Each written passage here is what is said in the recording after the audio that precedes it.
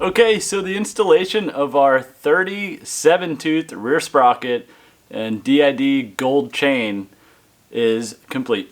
This was pretty easy. The biggest challenges you'll probably find are lining the rear wheel and everything up at the end to get the axle back through. So it's a little tough sometimes to get the brake rotor lined up and in that slot and everything to make sure that it all goes through easy. I've done it a lot of times, so I have little tricks that I do, and one of them is to use my feet to kind of hold the wheel up and levitate it a little bit, and that'll allow you to have some more play and everything to get everything lined up. But other than that, after you are done putting the axle back on and the brake caliper and everything slid into place, make sure you operate your rear brake after you get everything back together and make sure that still works, because if that caliper's not in right, that rear brake's not going to work. You don't want to figure that out while you're out riding. So I'm really looking forward to this, because when I was adjusting the chain tension, the slack in the chain, it really looks nice. I mean, you can see it back there. It's a gold chain. It stands out. It looks good on the bike against the red.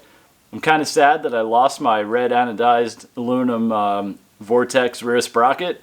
It was in great shape. It didn't look worn down. The teeth didn't look like shark fins or anything, so that held up pretty good. So in the future, if this sprocket works good and I'm going to stick with the 37, I'll probably upgrade to the 37 tooth Vortex and get a little color back on the bike. Maybe gold, I don't know. So I'll put a link to that sprocket in the description too, if you're interested in going that route. But I can recommend that sprocket now after having used it for a while and taking it back off and seeing no visible wear really. So thumbs up for the Vortex sprocket. This sprocket's going to be heavier.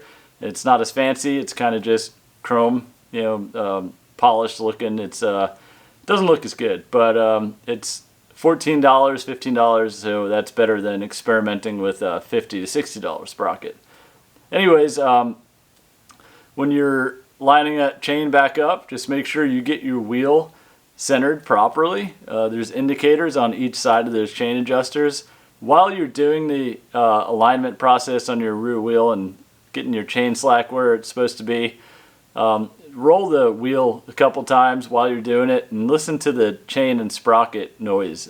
If it's chattering real bad, it's probably out of alignment, and you need to make sure that that sprocket is straight in line with the front sprocket, because you don't want those teeth going sideways on the chain. So that's also going to be a problem for the rolling resistance, because that chain is now kind of moving at an angle, so you don't want that. But it's a tedious process, and I have a little handy tool that you saw me use to help me with the slack. It's called a Motion Pro chain slack tool, I think. There's probably a fancy name for it, but I'll put a link to that in the description too.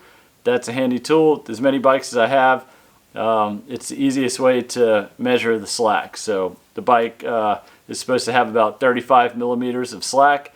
I set it a little bit more because I did it in the air. And when you drop the bike down, that suspension is going to push the rear wheel out a little bit, but not much. Also, the chain is going to stretch over time, so making it a little bit loose at first is not a bad thing. Making it too tight can be a bad thing, so just make sure you're 35 millimeters and up on your slack. So I think that's about all I can offer on tips and tricks for replacing the rear sprocket and the chain. pretty easy process, and it's definitely something that anybody can do in their garage or even in their driveway. So hope you enjoyed watching. Let me know what you thought. And if you liked it, give me a thumbs up, even a subscribe. If you thought it was really good, check out my other videos, lots of stuff on here. Also too, I want to mention that I started a new blog, john5xr.com. So this blog is going to run alongside my YouTube channel, and I'm going to offer more in-depth stories and writing and articles about the stuff I'm doing with the bikes.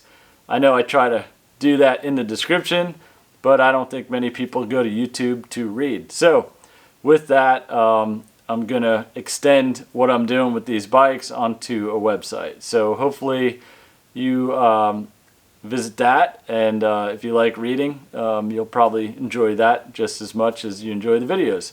So also to note, there's going to be some exclusive discount codes and links to all these products, and if you pay attention and keep checking in on the site, I'm going to put things on there in the discount section or the promotion section where it can help you save some money, hopefully, on some of these parts.